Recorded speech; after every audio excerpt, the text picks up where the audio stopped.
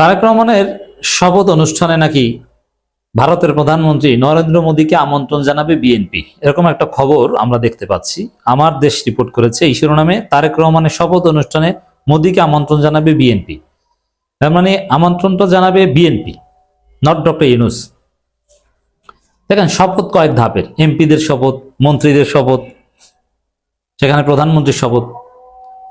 তো সেখানে সবচেয়ে গ্র্যান্ড আয়োজন যেটা প্রধানমন্ত্রীর শপথ, মন্ত্রীদের শপথ, সেখানে নাকি মোদীকে আমন্ত্রণ জানাবে। সাহসটা কত বড় আপনি চিন্তা করেন। আমি স্পষ্ট করে বলছি জনগণের উদ্দেশ্যে, এই চিন্তা ভুলেও আর করবেন না।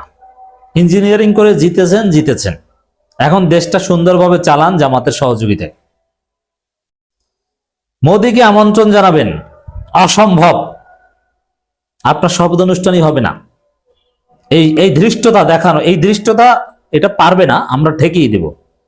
মোদীকে বাংলাদেশের মাটিতে প্রবেশ করতে দেয়া হবে না, ক্লিয়ার কথা।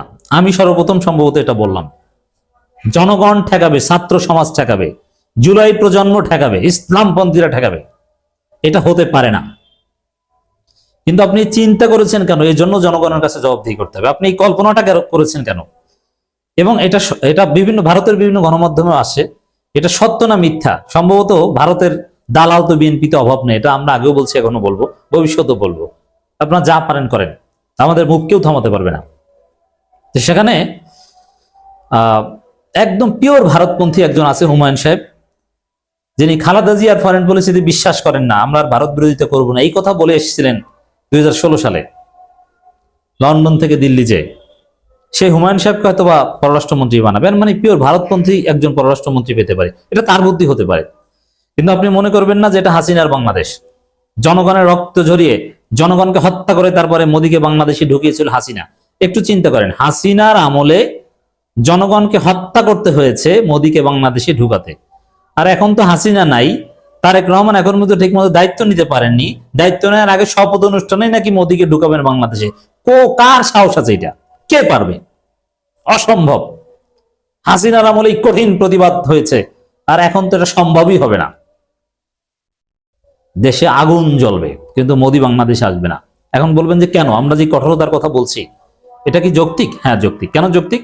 দেখেন, ভারতের সাথে সুসম্পর্ক আমরা চাই, অবশ্যই পিপলস টু পিপলস সম্পর্ক হতে হবে, এবং ব্যবসা বাণিজ্য সব স্বাভাবিক হতে হবে।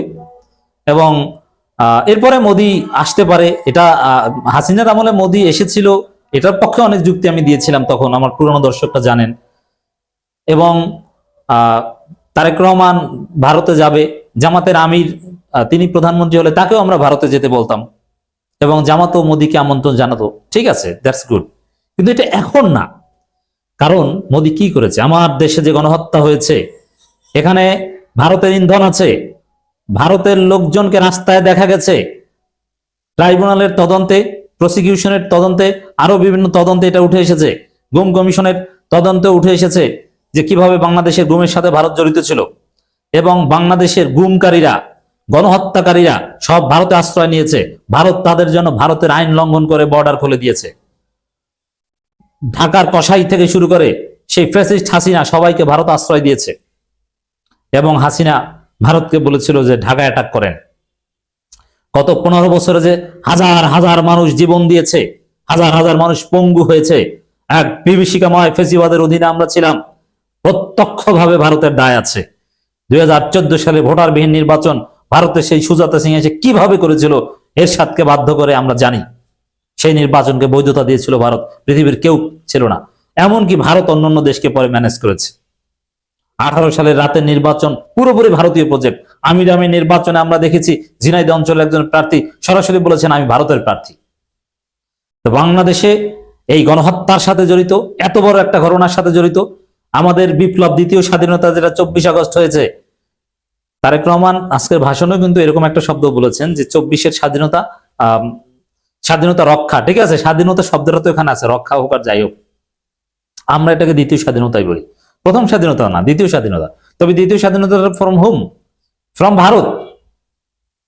সেই ভারতের প্রধানমন্ত্রীকে যে নির্বাচনটা কার্যত এক ধরনের ভারতের বিরুদ্ধে নির্বাচন, এখানে বাংলাদেশের প্রধানমন্ত্রীর শপথ অনুষ্ঠানে তাকে আমন্ত্রণ জানানো হবে, এটা অসম্ভব।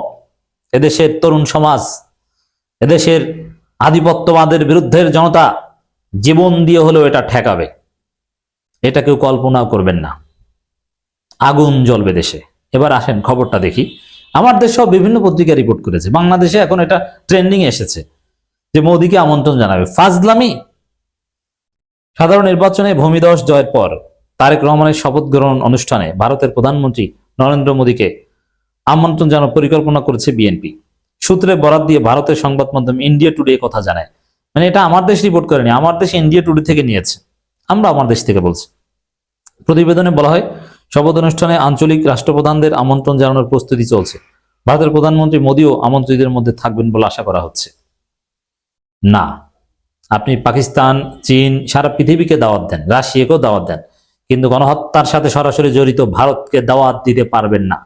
ভারতের সাথে একটা পর্যায়ে ধারাবাহিকভাবে সম্পর্কের উন্নয়ন করতে হবে এবং শেখ হাসিনা সহ ভারত অন্যান্য যারা তাদেরকে ফেরত দিতে হবে। ভারত যদি তাদের আগের জায়গা থেকে ফিরে আসে তারপরে প্রকাশ্য সম্পর্ক ডলাডলি, তার আগে কোনো ডলাডলির সম্পর্ক চলবে না। প্রতিবেদনে বলা হয়, যদি আনুষ্ঠানিকভাবে আমন্ত্রণপত্র পাঠানো হয় এবং তা গৃহীত হয়, তাহলে ঢাকায় নতুন রাজনৈতিক নেতৃত্বের অধীনে ভারত বাংলাদেশ সম্পর্কের ক্ষেত্রে মোদীর উপস্থিতি একটি গুরুত্বপূর্ণ মাইল ফলক হিসেবে চিহ্নিত হবে। না, এইসব ফরেন পলিসি ভাই, বাংলাদেশের ফরেন পলিসি ডিটারমিনেন্টস আছে, কোন সরকার চাইলেই সেটা হয় না। জনগণ বিষয়টা কিভাবে দেখে এটা একটা বিষয়। আপনি শুরুতেই সবকিছু এলোমেলো করে ফেলাইন না, বিপদে পড়বেন। আর মোদী আসবে, জানি মোদী আসবে, কারণ মোদী তো বেকায়দায় পড়েছে। ইউনূস সরকার মোদীকে ভালো টাইট দিয়েছে। এখন আবার তাদের হেজিমনি কন্টেইন করার জন্য বিএনপির সাথে খাতিল করতে আসবে। আমরা চাই বিএনপি সরকারের সাথে ভারতের সুসম্পর্ক হোক এবং ভারত আওয়ামী লীগের হাত ছেড়ে দিক, কিন্তু বাংলাদেশে আগের মতো ভারতের আধিপত্যবাদ কায়েম হতে দেওয়া যাবে না।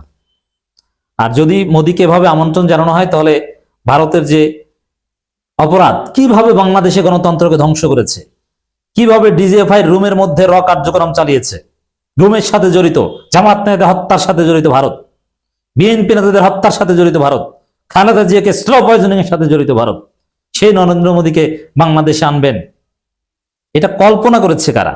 বিএনপির প্ল্যান আছে, তাহলে তো মিলে যাচ্ছে যে তারেক রহমান আসলেই কি মোদীর গ্রিন সিগন্যালে বাংলাদেশে এসেছিলেন।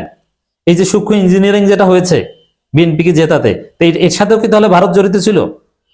ডিপ স্টেটের সাথে তো ভারতের সম্পর্ক কি, এটা তো আমরা জানি। ডিপ স্টেট কি ভারত? এই সন্দেহ সংশয় কিন্তু এসেছে। অতএব আমরা এটা চ্যালেঞ্জ হিসেবে নেব যে মোদীকে বাংলাদেশে ঢুকতে দেওয়া হবে না। হাসিনার আমলেই এদেশের জনগণ জীবন দিয়েছে, ঠেকাতে পারেনি কিন্তু জীবন দিয়েছে, বিমানবন্দর অবরোধ করতে গিয়েছে, জনগণের উপর গুলি করেছে, যেটা এক প্রকার গণহত্যার সংজ্ঞার মধ্যে পড়ে। এবং বাংলাদেশের ইতিহাসে যেসব ভয়াবহ হত্যাকাণ্ড, তাদের মধ্যে মোদী বিরোধী আন্দোলনের হত্যাকাণ্ড উল্লেখযোগ্য। সেখানে এই সাহস কিভাবে করে? ফোনে কথা বলেছেন, এই পর্যন্তই, এর চাইতে আগ বাড়াই কিছু করতে যায়েন না।